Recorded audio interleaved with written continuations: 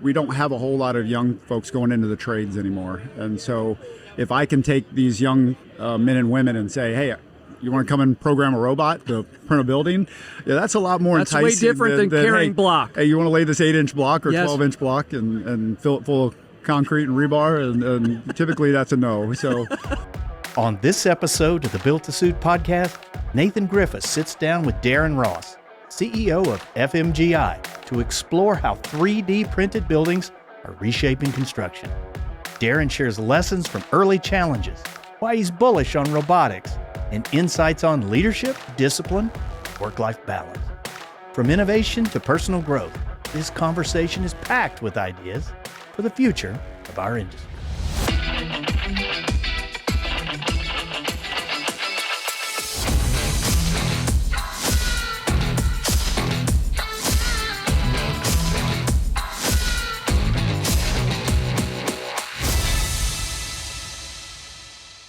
I want to pick up our conversation. We cheated. We had breakfast this morning, not really to prep, but just to have breakfast. Right. I want to talk about 3D printing first. Okay. But I want to go back to that conversation because I think that's really, really important stuff for the industry. Okay. Because we were talking man to man, parent to parent, sandwich generation stuff. Yep. And I think that's really important in an industry that's, I think, really struggling for content like that and conversation I about agree. that. So, but we're excited. I know you are absolutely bullish on 3D printed buildings. Yeah. So how'd you get there? Where are you going? And how do you feel like it transforms our industry? So how I got into it, actually started looking for new technology for, in an industry that doesn't move the needle very often in technology.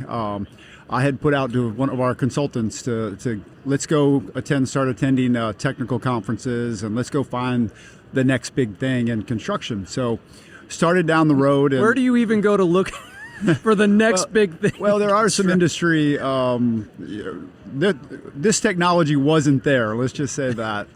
This was completely came out of left field. I had heard about it. There was some homes being printed. Nothing really in the commercial side. It's popular in Europe. The gantry system it's got its limitations.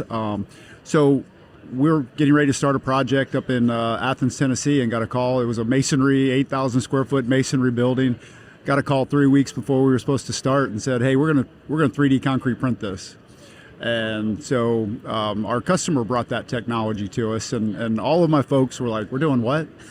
we're gonna print this building. So we ended up talking to the municipality, trying to get the plans changed, and ended up getting it done. And so a group by the name of BUILT2SUIT came in with their robot technology. And it's not just the robot itself, but you got to have the proper mix. And then, of course, you've got conditions. You got to execute it. Yeah, 150 degrees on the slab in Athens, Tennessee, and you're trying to figure out how to get concrete through a hose, so you can print it. I've seen that to be a problem coming out of the mixing truck, much less through a garden hose. I know it's not a garden hose. But. It's similar, but yeah.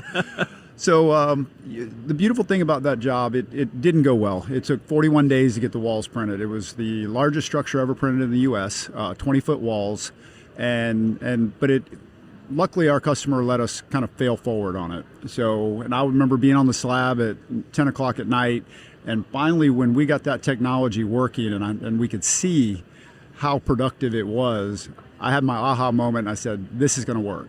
And so right after that, we went into design with our client on another location in Huntsville, Alabama. It was 5,000 square feet, 15-foot walls, and so we took the lessons we learned in Athens and we applied them to Huntsville, and we went from 41-day print to a 7-day print for the walls. So actually caught us off guard. We said there's no way you're going to do this. You're like, we thought we were going to cut it in half at best. Yeah, and or at least hit the schedule that we gave the customer. And then next thing we know, we did it in a week. So 5 people on site, 2 robots, so we could swap them. You didn't have the hot moves, and so really laid it out. Our technology group came in and they really did a great job planning it. And again, we did it in 75 print hours and with 5 people on site. So, of course, steel, right time delivery. We had 3 weeks to put the walls up. So now I'm calling steel supplier going, you got to get here tomorrow. Yet? Yeah. So allowed us to move the schedule up. We cut 2.5 weeks off that schedule.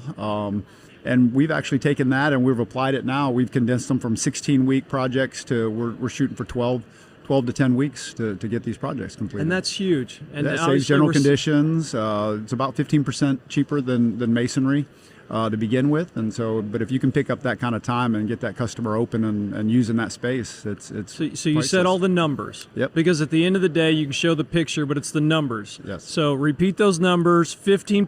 15% cheaper than our masonry quotes that we had for the job. And so on a 16-week project, you're saving 4 to 6 weeks? We're saving 3 to 4 weeks. 3 to 4 weeks. 3 to 4 weeks. Okay. Yep. Incredible. Yeah. Because those are 3 to 4 weeks. Somebody's selling something. Exactly. So So I see why you're bullish on it. Yep. I've actually purchased two robots for the company. They come in December. They'll be FMGI blue. I can't wait to get them out on the slab. And we've got our supplier deals cut, and we're ready to roll this out. We're talking to quite a few retailers that are heavily interested in it, in the technology. We're also talking with some development groups. They're a perfect application for those 5 to 10,000 square foot out parcel retail. So yeah, we've actually priced and planned doing a full grocery store with it. So that's significant. It's coming. Wow. And how cool is it that you had a relationship with a guy that let you fail that big? And let you fail, yes, and to fail forward. I thought that was great terminology, because I think that reinforces and picks up a little bit where our conversation was, the value of relationships, yep. and having the commitment. Not only did they bring the technology, so I guess they had some responsibility. It's like, hey, you asked me to do this, it didn't go as planned. But still, at some point, you're feeling like my job is to hold a schedule. Yes. And you had to own that part of it. That's correct. Yep. And so I know you've shared, you've went through and you're dealing with some ASTM, some testing. Obviously, you're in Alabama and not Southeast Florida. Correct. So is there anything you can share of how you've had to start to work through the various testing agencies and that sort of information? Yeah, so we're in the infancy stage of that. We're getting ready to bring on board somebody to manage that whole process for us. But yes, we're ready to start printing wall sections, do deflection testing, wind load testing, just all the Canon testing, everything we need to actually write the specifications for this. And right now there's some white papers out there. Your governing bodies don't have a whole lot of information about it. As you know, being involved in some design, it's well, they don't have anything on it because we were just like printing car parts a month ago, and so that's the bleeding edge. Yes. But the bleeding edge is where the greatest risks and the greatest rewards live. That's correct. So kudos for living on that edge. Thank you. And our hope is that that you get this. If there's any way we can help shine a spotlight on what you're doing, because I think it's good for the industry. Yeah. Well, it helps for workforce development. We don't have a whole lot of young folks going into the trades anymore, and so if I can take these young men and women and say, hey, you want to come and program a robot to print a building? Yeah, that's a lot more enticing. That's way different than carrying block. Hey, you want to lay this 8-inch block or 12-inch block and fill it full of concrete and rebar, and typically that's a no. So, yeah, it's really good for our workforce development and kind of replenishing some of the trades that are going by the wayside these days. Not to mention, when you've got the mason's going to hate me for saying this, but when a mason comes on a job, there's a lot going on. If you've got 15 masons there to lay that, and plus all the helpers and scaffolding. There's your risk management portion of it, your OSHA violations. You've got to have that competent person on site. Where we've got this robot, we've got it on rails, and it goes up and down, and we're using scissor lifts, and we've eliminated a lot of those safety risks. So. And that is obviously the argument is you're taking all my jobs and different things like that. We have those same conversations with some of the automation and different technologies that we use to prepare plans. Yep. And so that's obvious. But that's been an issue since somebody created a wheel or an assembly line. Yep. Right. That's just how the world moves. All right. I wanted to have that because I think that's industry talk. Yes. Another big component of what we're trying to accomplish here is professional development, leadership, growth. There's a lot of college students at this conference. Our industry's getting younger, and so as a couple of more seasoned guys have some kids, we've got some long-standing marriage relationships, and we're driven as hell. Yep. To accomplish and conquer the world. So this morning we were talking about how work-life balance is a lie. Yes. Lie. So tell the audience the story of how your wife is calling you out and what she called you, because there's guys, I'm sure there's women that are getting this message from their husband today. What?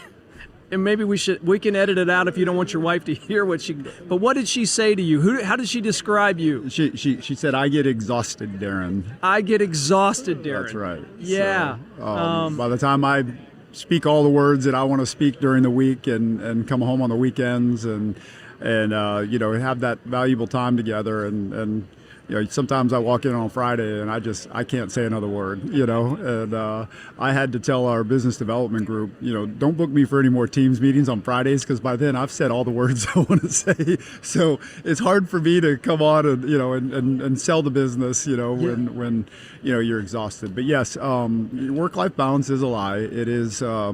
You've got to get comfortable being uncomfortable, but you used the perfect. You got to have that countermeasure and that counterweight.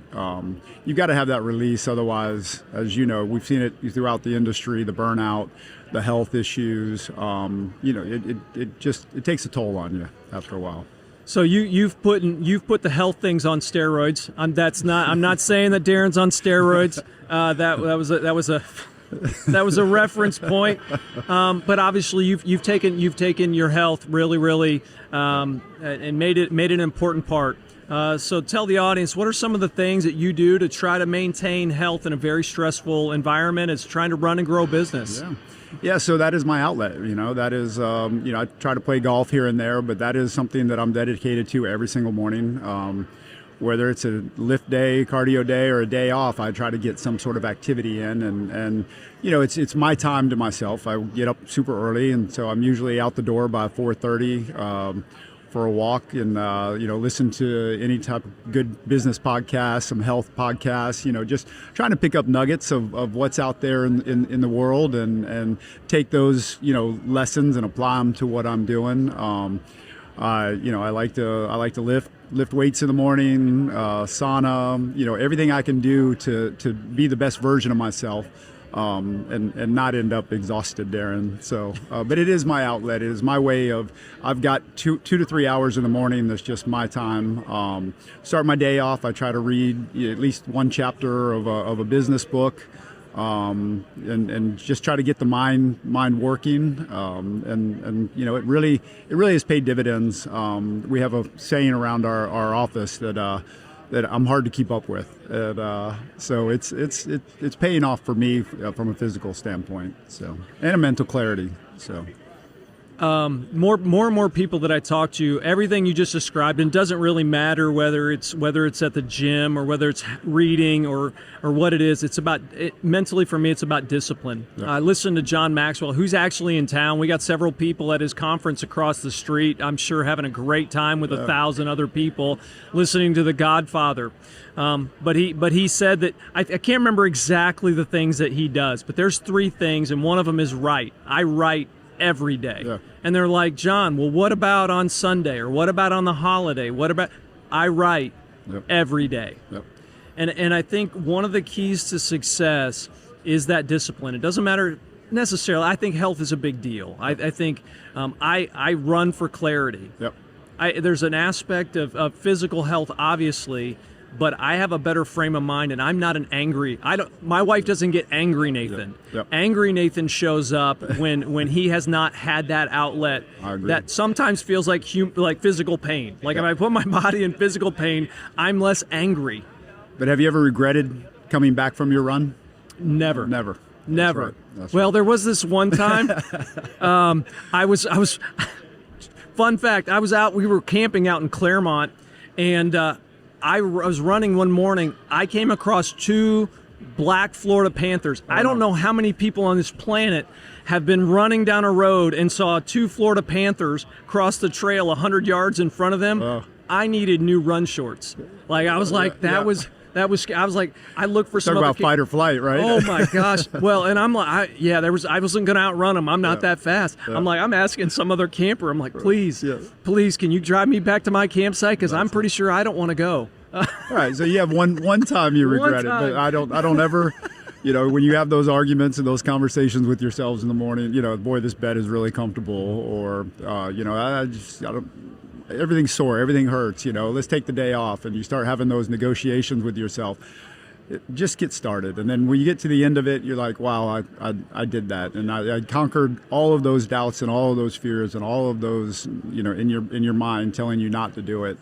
And you've switched that around, and you've got your hard finished for the day, and then it's easy to go to work and deal with what comes at you. Yeah, so. Yeah. You prepare yourself mentally, and it's a debate. It can be an absolute debate. If you're ever debating, I talked with a guy yesterday. Apparently, there's some technology you can put on your wrist that shocks you to make sure you wake up. I think it was like Pavlok or something. Like, I'm like, this is insane. Like, this is how we train dogs. Like, I'm not. I don't know if I'm that committed. Right. But so let's talk a little bit more about the family dynamic. You have your son, yes, coming to work for you, yes, and so I'm sure there's some pride in that, but there's also maybe some concern, right? Yeah, there's a lot of pride in that. Well, concerns as I check in with him, a couple times a week and just let him vent, and it's usually, I have to ask that question, do you want to talk to your dad or your boss, Oh, that's so rich. Yeah. For those people that have family and business, make sure you hone into that. Yes. Do you want to talk to your dad or do you want to talk to your boss? Yep. Oh, I love that. But it's been a great experience for the both of us because, just listening to him and the things we do, it's sometimes I'm like, we're doing what? And so, to walk me through that, how does that really work? And so I've learned a lot from the other side of the business. But no, he came in, he graduated college, went into corporate sales, decided after a little over a year he was doing great, just said, hey, I don't believe in what I'm selling. And, one of my most proudest moments was at dinner. He said, if I'm looking for somebody to mentor me and the things I want to accomplish in business, but I have you. Oh, and so I get emotional about that one. But so it's been great. He came in and I said, well, you're going to call our director of operations, you're going to call our VP of construction, and talk to them about what your future and your growth looks like, and you're going to work for them. And so it's he's taken the bull by the horns, and he's learned so much, and he's just a sponge, and he's just. It's incredible I have wonderful kids. My wife did a fantastic job raising them with me, with exhausted while Darin. you were exhausted, Darin? Exhausted Darin. Yeah. But I give my wife a lot of credit, but she also gets to take the blame. Like I committed to teach them how to armpit fart, and they can do that really, really well. So I did my role. That's right. No, that's really cool that you get to see that. But then obviously the other side of that is I love what you did there. You said, here, you got to go talk to these other guys because if I bring you, if I open the door for you, that sends a different message to the organization that I'm trying to run. And so if I set you up for success differently than I set everybody else for success, a problem. The nepotism doesn't have any place in the business. It's not good. So. Yeah, it doesn't end anywhere well. Yeah. No, these are the last kind of piece that I think is important for us to talk about. John Crossman yesterday at the Higher Call Prayer Breakfast. He talked about the fact he gave a couple at the end. I can't remember all of the points, but he said you need to go get a physical, annual physical. Keep your health in order, and he talked about exposing your feelings. He was very transparent about a dark season of his life. Incredibly empowering for a leader in the industry to stand there in front of a group of 80 or 90. Type A personality, driven to the hilt, probably running themselves into the ground for success, business, and to sit there and go, "Yep, this is how I broke. This is when I broke, and this is how I walk through that." And you shared with me this morning. You've got your physical coaches, but you've got a mental coach that reach out, and he said the same thing. So talk about the value that you get out of that relationship. Well, it's a different look at what's going on in my life, right? So everybody friends, family, there's an emotional involvement, and they're all looking out for our relationship. And so being able to have somebody that's outside of my day-to-day business, just knows what I've told him, is an incredible thing to be able to just talk and understand, the things you're going through. And I can't a lot of times go to my friends and say, boy, I'm having this problem at work, and you ran out of words by the time you got home. Exactly. So having somebody that's just a third party that has seen it, has worked with successful men, and so it's really, I get a lot of great advice, and again, it just gives me that outlet to be able to say, hey, this is what I'm going through, and the decision is ultimately mine, but the way he helps steer me to look at everything and the whole aspect of that decision versus just acting emotionally, and it's changed the way that we have a running joke in the company that when I get upset I go Red Ross, and so I used to be a redhead before it all turned gray, and so I have that redhead temper. And Got it. It takes a lot to get me there, and I don't do it very often, but when I do, it's my wife calls me the flamethrower. I scorch earth, So No, we know all the right words. Yes. We know all the buttons. How long have you been married? 29 years. Yeah. Just celebrated 25. Yeah. And so all the buttons. Yes. And you know how to choose which ones to push, Yep. the ones that really, really hurt. Yep. And yeah. So that's learning those things. Yep. By talking with somebody and going, okay, how do you help me process this? Exactly. Because I can't that, take and it then you get those emails from a client or something, and you're why are you sending the reaction is I really want to say something here and fire this off or defend my folks, but it's allowed me to put myself on the other side of that email and why understand why it got sent. And that's the one thing I try to bring to my folks is before we go responding, let's try to understand what the customer's trying to convey to us. They're obviously not happy. And if we just react and defend ourselves, all we're doing is adding fuel to that fire. And how do we look at it from their side, break down the problem, and then let's come up with a solution versus, otherwise you lose 24 or 48 hours of just a back and forth, and when you could have probably accomplished whatever they needed and correct that issue and in a timely fashion. So yeah, one of our rules of engagement is assume positive intent. Yep. And so whenever we have a conflict inside of our organization, we start with the assumption it's not meant to harm us. Right. It's based from a positive intent place, and when we go through with that filter, we usually get to a better ending. Yep. I agree. Well, I appreciate your transparency. Yeah, I absolutely appreciate our time together and being able to highlight what's a great, I'll say great man, great father, great husband, or in training. I'm sure your wife will figure out how to get you right over in the next 20 years. But wonderful organization, obviously bullish on some great technology. I think it's going to be a part of the transformation of our industry. I agree. So thanks for sharing some detail today and spending some time. Anytime. I appreciate it. Thanks for having me.